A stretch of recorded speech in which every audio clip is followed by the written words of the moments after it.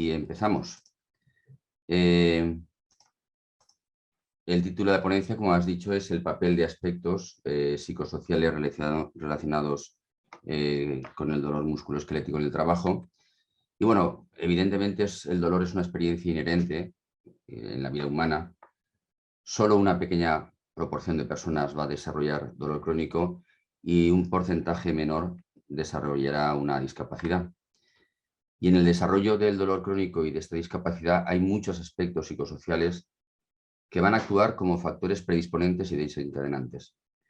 Por eso, hoy en día es evidente que es crucial identificar precozmente estos factores psicosociales para prevenir el dolor crónico. Bueno, si hablamos de epidemiología del dolor crónico en España, pues tenemos algún estudio como el de Kleinen de hace unos años, que nos viene a decir que alcanza un 12% de la población, es más prevalente en mujeres, de años de duración. Y la experiencia de los pacientes es que aunque en España reciben tratamiento, frecuentemente refieren que no tiene ningún efecto. De hecho, un gran porcentaje están muy insatisfechos con el tratamiento que reciben. Además, el dolor crónico es un problema a nivel mundial. Este es un estudio de Pizzo, donde muestra cómo en Estados Unidos, es del año 2012 este estudio, se supera, los gastos por dolor superan conjuntamente los gastos por el manejo de enfermedades tan prevalentes como el cáncer, la diabetes o las cardiopatías. Y indica que todavía se siguen favoreciendo procedimientos invasivos, mientras que la fisioterapia ofrecería mejores resultados para los pacientes con dolor. Y apunta que existe una discrepancia entre los que hoy en día sabemos sobre el dolor y lo que es su terapéutica. Y que es fundamental una transformación cultural, no solo de los profesionales de la salud, sino también de la población en general. Y que esta transformación cultural solo se va a conseguir con educación. Espero que esta iniciativa que habéis tenido sirva para ello. En cuanto al impacto económico, bueno, pues este estudio que se hizo en Europa muestra que conlleva un alto índice de absentismo laboral, el dolor musculoesquelético, y un alto impacto en cuanto a incapacidades laborales. Y que en aquella época los costes económicos del dolor en el ámbito laboral superaban los 240 billones de euros. Un estudio reciente, bueno, del 2014, que se hizo en varios países de Europa, en concreto en España, mostraba que el dolor crónico suponía unos 16 millones de euros anuales, lo que equivale al 2,5% del Producto Interior Bruto, y que el 22% de los pacientes que tienen dolor crónico van a perder su empleo. Entonces la pregunta es, ¿qué pasa con esto? ¿Por qué el dolor crónico musculoesquelético es tan prevalente? Bueno, pues se ha venido a decir que es por el envejecimiento de la población y demás. No, no, no, en absoluto. Esto no tiene nada que ver con el envejecimiento de la población. Por tanto, para entender qué está pasando con el dolor, es fundamental, pues primero, los grandes avances que han ocurrido en el conocimiento del dolor en sí mismo. En estos últimos 30 años sabemos más sobre el dolor que en toda la historia de la medicina. También nos está ayudando la irrupción de la neuroimagen funcional. Podemos ver lo que pasa en el cerebro de pacientes con dolor crónico. Y desde luego algo que nos está ayudando es el abrazar finalmente un modelo biopsicosocial. Los pacientes no son sujetos con dolor, sino que son personas que viven en un contexto y en un ambiente social, laboral y cultural. Bueno, de estos avances se concluye que el dolor es siempre una respuesta cerebral, que no existe una correlación directa entre daño en los tejidos y dolor. Y eso implica que existe el dolor sin daño. Existe absolutamente el dolor sin daño, sin ninguna fuente nociceptiva de dolor actual. Y que además el dolor es un fenómeno multidimensional que tiene componentes sensoriales, afectivos, cognitivos, pero que tiene componentes sociales y culturales sobre los que vamos a abordar ahora. Frente a este modelo biomédico estrecho que ha estado dominando hasta hace pocas décadas, se está imponiendo el modelo biopsicosocial que preconizó George Engels. Y es que este modelo biopsicosocial lo que intenta es integrar tanto aquellos factores biológicos implicados en el dolor del paciente como aspectos psicológicos, sociales y culturales. Y además considera que todos ellos son esenciales en el desarrollo, mantenimiento y agravación del dolor.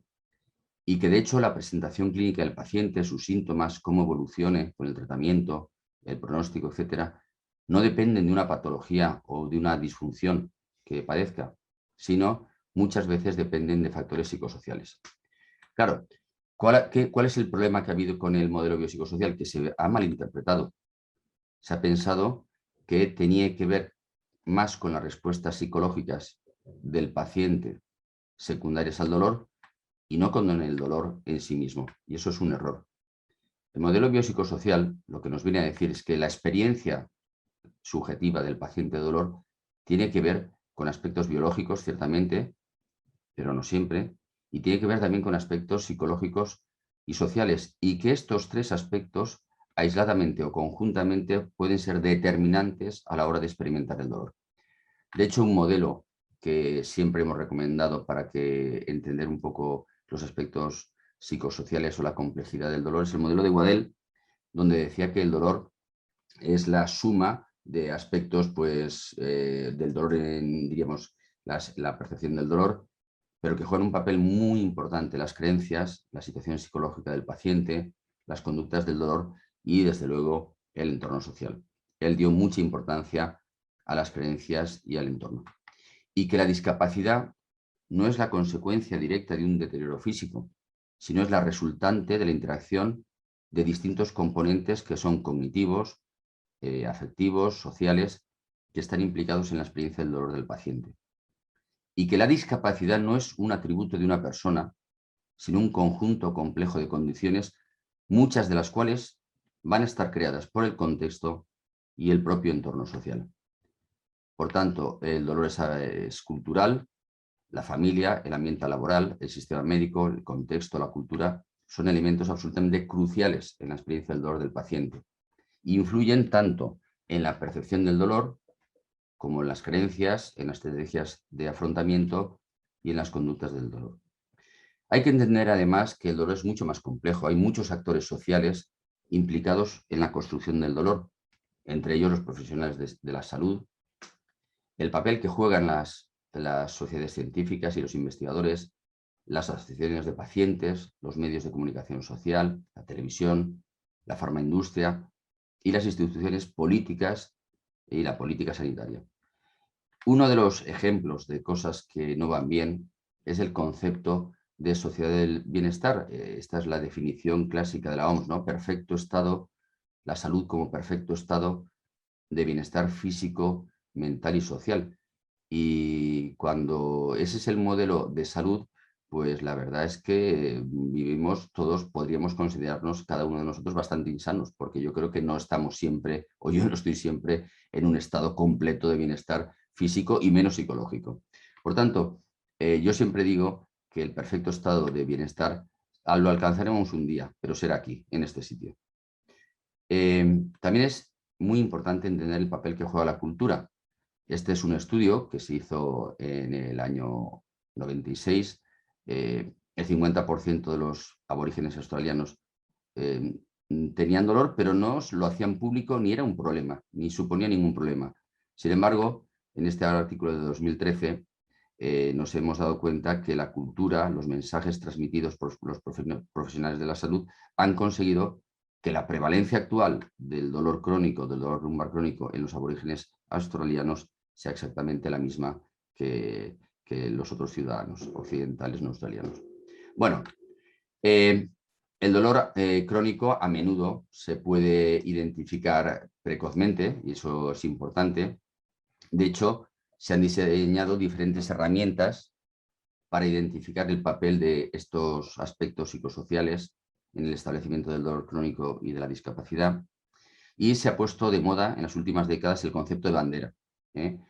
Actualmente ya no tanto como factores que van a implicar discapacidad a largo plazo, sino como indicadores de factores de riesgo y de mala respuesta terapéutica y favorecedores de discapacidad. Todo esto viene, el concepto de bandera, con un estudio que el Ministerio de Salud neozelandés le solicitó a Kendall para que detectara qué aspectos psicosociales son determinantes de malos resultados y de discapacidad a largo plazo. Kendall lo dividió en 7 aspectos, como se ve en la diapositiva: actitudes, conductas, compensación económica, emociones, familia, trabajo. Pero actualmente el modelo ha cambiado. De hecho, las banderas amarillas se reservan exclusivamente para factores de riesgo psicológicos y personales que sean un obstáculo en la recuperación. Dentro de estas banderas amarillas entrarían las creencias, pensamientos catastrofistas, el miedo, la ansiedad y conductas de miedo y evitación. Y que los factores sociales y ocupacionales deberían agruparse dentro de la categoría o bien de banderas azules o bien de banderas negras. De hecho, aquí tenemos las banderas que actualmente se utilizan: las amarillas para factores psicológicos, azules para factores ocupacionales, las negras para factores socioocupacionales y también banderas rojas de factores de riesgo psiquiátricos. De hecho, para poder entender qué implican estas distintas banderas, los podemos dividir así. La bandera amarilla tiene que ver con la persona, factores psicológicos que pueden estar asociados a resultados clínicos desfavorables o a la transición a dolor y discapacidad permanente. El trabajo, la bandera azul tendría que ver con el trabajo, la percepción que el individuo tiene sobre la implicación de su trabajo en su salud. Y finalmente la bandera negra serían aquellas que incluyen personas, sistemas y políticas donde muchas veces no podemos intervenir de forma directa. Los factores psicosociales, las banderas amarillas, hoy en día las dividimos en 3: pensamientos, emociones y conductas. Pensamientos, pues los pensamientos catastrofistas, expectativas negativas en cuanto a la recuperación, una excesiva preocupación por el dolor o por la enfermedad, o, desde luego, algo que considero muy importante, la falta de motivación o la disposición al cambio, la disponibilidad al cambio. En cuanto a emociones, el alto nivel de angustia y de ansiedad, bajo estado de ánimo y el miedo a volver a sufrir dolor o el miedo a lesionarse. Y en cuanto a conductas de dolor, sujetos con estrategias de afrontamiento pasivas, con una falta de responsabilidad personal en su salud o que realizan el terrible peregrinaje terapéutico. Bueno, así las banderas azules son las percepciones que el sujeto tiene sobre el impacto del trabajo en su salud y están asociadas claramente con una reducción de la capacidad laboral y bajas por enfermedad prolongadas. Por ejemplo, creer que el trabajo es perjudicial y que volver al trabajo agravará la lesión. Ahí están las falacias ergonómicas y posturales. El percibir que se trabaja con excesivas demandas mentales o físicas, el trabajar bajo estrés. Yo siempre, cuando alguien piensa que su trabajo es excesivamente demandante desde el punto de vista físico, le digo: vamos a ver, ¿usted qué piensa? ¿Qué es peor? ¿Estar sentado todo el día o estar así todo el día? Y es que hace 100 años, todos los que estamos aquí, salvo que tuviéramos muchos recursos económicos o fuéramos el alcalde, estaríamos trabajando de sol a sol con trabajos extenuantes. Y la mayoría no desarrollaríamos ningún tipo de dolor ni discapacidad económica. Bueno, más banderas azules: el vivir el estrés ocupacional, excesivas demandas en el trabajo o la baja satisfacción laboral, que eso es tremendo, trabajos que se perciben como aburridos y que no aportan nada, faltos de creatividad. Es una bandera azul importante. Otra bandera azul sería el creer que uno está demasiado enfermo o discapacitado para volver a trabajar y que uno no debe volver al trabajo hasta que esté completamente curado. Esa creencia ciertamente es un factor pronóstico absolutamente negativo. O pocas expectativas de volver al trabajo, o expectativas de jubilación anticipada. Ya estar pensando en la jubilación o a ver si consigo que me den una discapacidad. También los aspectos de comunicación en el trabajo, la falta de comunicación con el jefe o la falta de apoyo social en el trabajo, las malas relaciones con los compañeros de trabajo, etc. Eso, por tanto, estos serían unas cuantas pocas banderas azules implicadas en en la discapacidad laboral relacionada con el trabajo.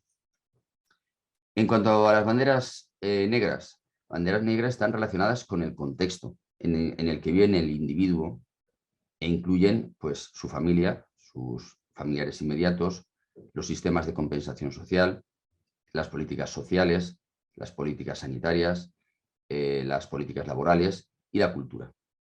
Si bien estos factores contextuales, como he comentado antes, no son modificables directamente por el paciente o el terapeuta, es importante el identificarlos, sobre todo para que el paciente pueda comprender su influencia y desarrollar respuestas mucho más adaptativas. Sí que podemos actuar no directamente sobre ellos, pero sí directamente sobre las consideraciones del paciente.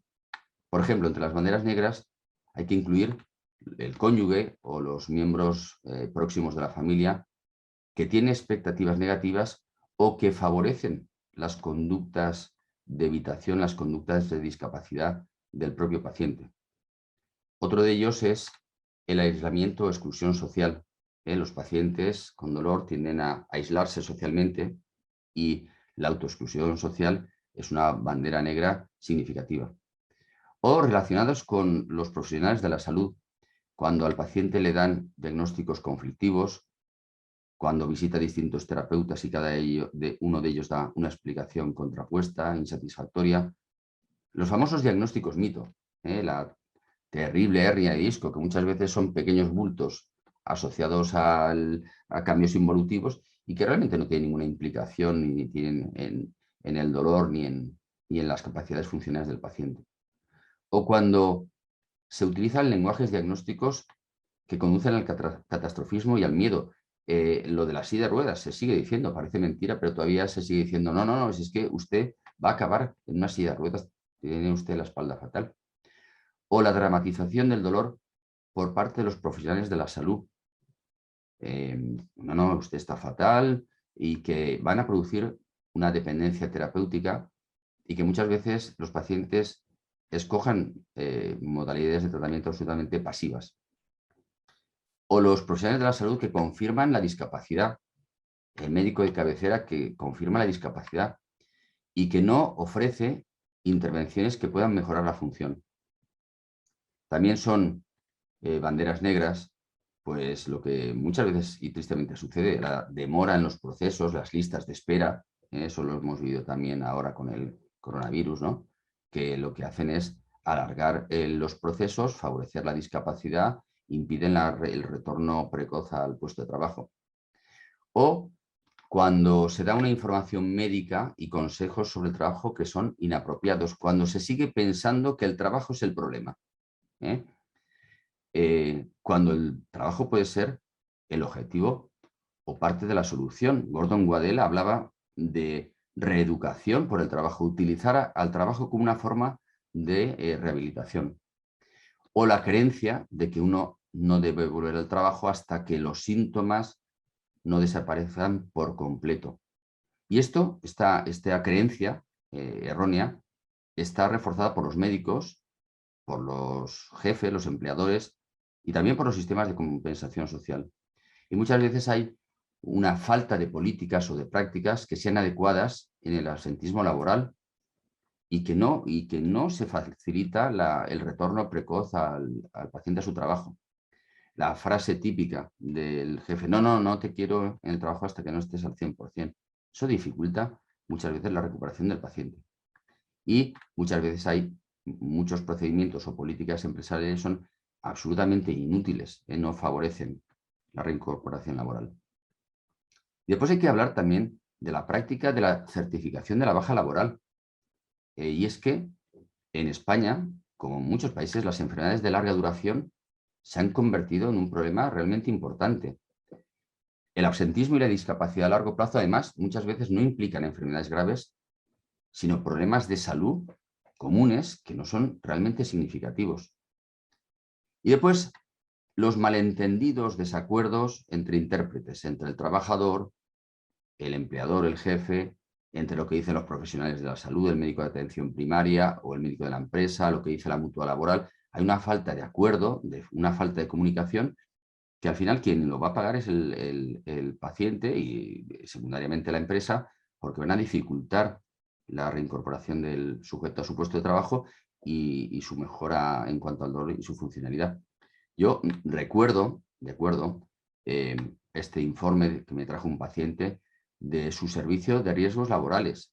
Trabajaba en una biblioteca de una universidad y fijaros, el informe era tremendo. El 23% de las posturas adoptadas tiene un nivel 3 y 4 de riesgo de lesión musculoesquelética. Eso es una barbaridad.